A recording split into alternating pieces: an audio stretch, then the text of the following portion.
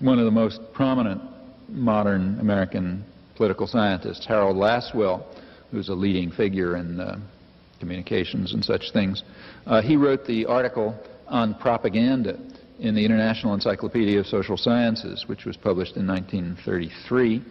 And in it he says that we should not succumb to democratic dogmatisms about men being the best judges of their own interests. They are not. The best judges are the elites, us smart guys, the cool observers, and we must therefore be ensured the means to impose our will for the common good, of course. This, he said, will require a whole new technique of control, largely through propaganda, because of the ignorance and superstition of the masses. Same theme all the way through. The basic problem is this. The idea is that if you have a society in which the voice of the people is heard, you got to make sure that that voice says the right thing. In totalitarian societies, it's not a big problem. You got a club in your hand, and if people don't behave the right way, you hit them with a club or threaten them with it. So it doesn't really matter much what they think. What matters is what they do, and that you control by force. But as the capacity of the state to control by force erodes, it's necessary to control what people think. And in fact, I think you find much more sophisticated concern for thought control precisely as the society becomes more free. I don't think it's surprising that the sophisticated discussion, things like the public relations industry and the academic side of it, and the journalistic side and all these kinds of things I've been sampling, I suspect if one did a comparative study, you'd find that they develop primarily in relatively free societies. Ours is a very free society in the sense that the state has, by comparative standards, very limited resources to control by force. And I think it's undoubtedly, in fact, the most sophisticated in the reliance on techniques of indoctrination and control. Public relations industry in particular is an American creation. You'll notice, of course, the close similarity to Leninist ideology, to Bolshevism, which also assumes that the radical intellectuals are the specialized class, the vanguard, and they've got to lead the stupid and ignorant masses to a better society. In fact, the two conceptions are very much alike. I think that's probably one of the reasons why there's been historically such an easy transition from one to another. The move from being a Leninist enthusiast to a passionate supporter of state capitalism and working for American aims, that takes place overnight. It's been going on for years. It's called the God that failed transition. And it happens very simply. I mean, in the early stages, it had some authenticity to it when people like Ignazio Silone and others were making this transition. But in recent years, it's become just a farce. I mean, technique of opportunism. And the transition is very easy, I think, because there isn't much of a difference in ideological change. It's just a matter of where you think power lies. If you think there's going to be a popular revolution, and you can ride that revolution to state power and then wield the whip over the masses, you're a Leninist enthusiast. If you see that that's not going to happen, and power lies in the state capitalist institutions which you have to serve as a manager, an ideological manager, you do that. But it's basically a very similar position. And in fact, in the last century or so, since there's been a more or less identifiable secular intelligentsia, I think you find typically that they fall into one or the other of these two categories. They associate themselves with one or the other system of power and hierarchy and subordination. In fact, what I just said is almost a tautology. It's only if you submit to those systems that you're counted as a respectable intellectual, for obvious reasons. Well, coming up to more modern times, in the post-Second World War period, you find, again, a deep concern over the need to control and deceive the public, to control the public mind.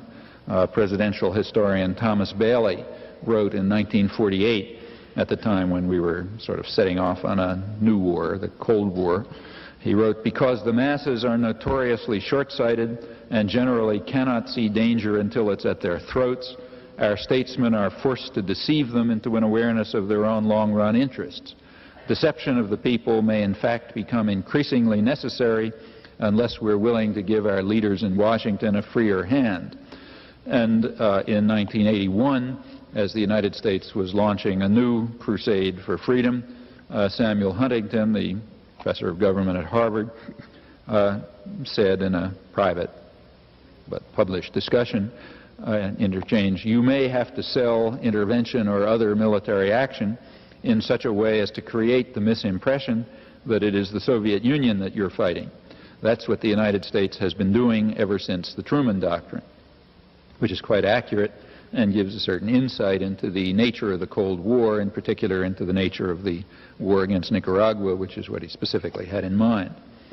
Well, these concerns over controlling the public mind tend to rise to the surface, particularly after periods of wars and turmoil, like the 17th century revolution, the Civil War, or like the First World War, when Woodrow Wilson launched the major Red Scare, which is the major example in modern American history, of all of American history, of state repression. That was really large-scale and effective in destroying unions and destroying independent politics and eliminating independent thought and so on. And the same thing happened after World War II with the phenomenon that's mislabeled McCarthyism. It's mislabeled because it was actually initiated by the liberal Democrats in the late 1940s. McCarthy just came along at the tail end of it and vulgarized it a little. The reason for this is that periods of wars and turmoil have a tendency to arouse people from apathy and to make them think and to make them organize often. So that's why you get things like the Red Scare and McCarthyism right after periods of war and turmoil, and the same thing happened after the Vietnam War, which had the same effect. After the Vietnam War, elites were concerned about what they called a crisis of democracy. In fact, one of the most interesting books on this topic, or one of the most interesting books on, most of the insightful books, I think, on the modern democratic system, is called The Crisis of Democracy. It's a study, the only book-length study published by the Trilateral Commission. It's an important group put together by David Rockefeller in 1973, and it represents the more or less liberal internationalists from the three major centers of modern capitalism: the United States, Western Europe, and Japan, hence trilateral. And remember, this is the liberals. This is the group out of which Jimmy Carter and most of his administration came. What's the crisis of democracy that they're concerned with in all of the democratic societies? Well, the crisis is that during the 1960s, large groups of people who are normally passive and apathetic began to try to enter the political arena to press their demands. And that's a crisis which has to be overcome. The naive might call that democracy, but that's because they don't understand. The sophisticated understand that that's a crisis of democracy. The American spokesman, again Samuel Huntington, wrote in his report that Harry Truman had been able to govern the country with the cooperation of a relatively small number of Wall Street lawyers and bankers. In those days, there was no crisis of democracy. Things were working just right. But in the 1960s, you got all this turmoil. I mean, young people and women and, labor. I mean, all kinds of weird people who were supposed to be sitting quietly in the corners began to get involved and caused this crisis. I mean, the same crisis that arose in the 17th century and that repeatedly arises when people begin to try to take advantage of the formal opportunities that exist. Among the terrible things that were happening during the 60s causing this crisis, they said, was that you had this group of people who they called value-oriented intellectuals, people who were concerned with things like truth and justice and all that sort of nonsense, and they're opposed to the good guys, the technocratic and policy-oriented intellectuals, they called them, the commissars, the ones who just do the job, But you had these value-oriented intellectuals, and they were doing all sorts of horrible things like delegitimizing the institutions that are responsible for the indoctrination of the young, like schools and universities. Remember, this is an internal discussion, so they kind of let their hair down. Their general proposal at the end of all of these lengthy and thoughtful discussions was that what we need is more moderation in democracy to mitigate the excess of democracy and to overcome the crisis. In plain terms, what that means is that the public has to be reduced to their proper state of apathy and obedience and driven from the public arena if democracy is to survive in the appropriate sense, with the specialized class, you know, the cool observers, smart guys, the technocratic and policy-oriented intellectuals, doing our job in the interests of the people who have real power. That's the liberal side. I won't go into what the reactionary side says about the matter. Well, to summarize, there is a standard view of democracy. It's the view of Justice Powell. The public should assert, or the view that he expressed at least, the view that the public ought to assert meaningful control over the political process. And there's a contrary view.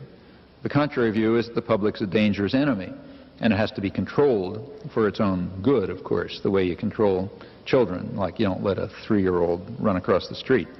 The first view is the rhetorical view. The second view is the view that's actually held, and you can see that it's actually held when a crisis of democracy erupts and the unwashed masses begin to try to enter into the political arena and have to be somehow repressed, either by force, as in the Red Scare, or by other means in order to overcome the crisis of democracy. Well, with regard to the media play a big role in this, and with regard to the media, too, there is a standard view. The standard view, for example, is expressed again by Justice Powell in the same discussion when he claims that it's the crucial role of the media to affect the societal purpose of the First Amendment, that is, to allow the public to assert control of the political process. Standard view was also expressed by Judge Gerfine in an important decision, the Pentagon Papers decision, when he permitted the New York Times to publish the Pentagon Papers. And he said, we have a cantankerous press, an obstinate press, a ubiquitous press, and it must be suffered by those in authority in order to preserve the even greater values of freedom of expression and the right of the people to know. That's one view. That's the standard view. And given that view, we then have a debate. The debate is over whether the media have gone too far in their defiance of authority and their adversarial stance. Now, the right wing claims they've gone too far. They're overcome by a liberal bias. We've got to do something about it. The liberals, as in the Trilateral Commission, all in fact agree. In the same study, they say that the media threaten government authority by their adversarial stance, and they've got to be curbed. If they can't curb themselves, the government is going to have to move in to curb them. The executive director of Freedom House, Leonard Sussman, asked whether free institutions must free institutions be overthrown by the very freedom they sustain. Rhetorical question, meaning we got to do something about this excess freedom that the press is using to attack the government. He was writing about a Freedom House study of the coverage of the Tet Offensive, which became a sort of a classic, allegedly showing that the press lost the war in Vietnam by unfair criticism of the government during the Tet Offensive. It's an interesting, if there's no time to talk about it, I may try to get back to it. If not, maybe get to it in discussion. Very interesting study. It was total fraud. Falsified the data, you know, the whole thing was faked. When you actually correct the errors, it turns out that the real charge of Freedom House was that the press, although completely supportive of the government policy and working completely within the framework of government propaganda, nevertheless was too pessimistic, they said. They didn't tell you by what standards it was too pessimistic. The obvious standard is to compare it with, say, internal U.S. intelligence assessments, which we have thanks to the Pentagon Papers, and it turns out the press was more optimistic than U.S. intelligence because they were believing the public statements and they didn't know about the private statements. So Freedom House's complaint reduces to the fact that the press, though totally supportive of the propaganda, didn't do it in an upbeat enough fashion. I wouldn't have surprised George Orwell that should be the criticism of the press produced by an organization called Freedom House. But that's become the standard since. Everyone refers to that as the study that proves that the press was too adversarial. Well, that's the debate.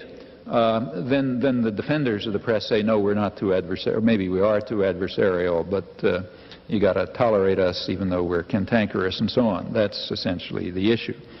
Well, outside of that debate between those who say the press is too adversarial and must be curbed, and those who say, well, yes, the press is cantankerous and impossible, but we just have to suffer that in the interest of freedom. Outside the spectrum of that debate, which constitutes virtually the entire mainstream discussion, virtually the entire discussion, but outside the debate, there is another position. The other position challenges the factual assumption that's taken for granted in the debate. According to this alternative view, the media do indeed fulfill a societal purpose, but a very different one. Their societal purpose is to inculcate and defend the economic and social and political agenda of the privileged groups that dominate the domestic society. And they do this in all sorts of ways. They do it by selection of topics, by distribution of concern, by the way they frame issues, by filtering of information, by emphasis and tone, by simple fabrication sometimes, but crucially by the bounding of debate to make sure that it doesn't go outside of certain limits. The bounding both in the news columns and in the opinion columns, because of course the news columns themselves embody all sorts of assumptions and ideological presuppositions and so on. According to this alternative view, to the extent that there is a liberal bias, it serves primarily to bound thinkable thought, that is, to instill the unchallengeable assumptions, which in fact reflect this rather narrow elite consensus. So the liberal bias performs a real function. It says, thus far and no further. I'm as far as you can go, and I go as far, how far I go is still accepting the basic presuppositions as unchallengeable. Now, within those bounds, there's ample controversy, and it reflects the tactical divisions among elites over how to achieve generally shared aims, but these limits are very rarely transcended. So the media thus function in accordance with what my co-author Edward Herman and I have called a propaganda model in a recent book. That's another view. Well, the propaganda model has a lot of predictions. It has a lot of predictions about how the press is going to behave, but it also has a further prediction. The further prediction is that no matter how well confirmed the propaganda model is, it cannot be taken seriously, and therefore must be effectively excluded from mainstream discussion. And that actually follows from the model itself. The reason is that the model, if you think it through, the model rejects certain principles that are serviceable to power. That is, it falls outside the spectrum defined by the presupposition that the media are adversarial and cantankerous, perhaps excessively so.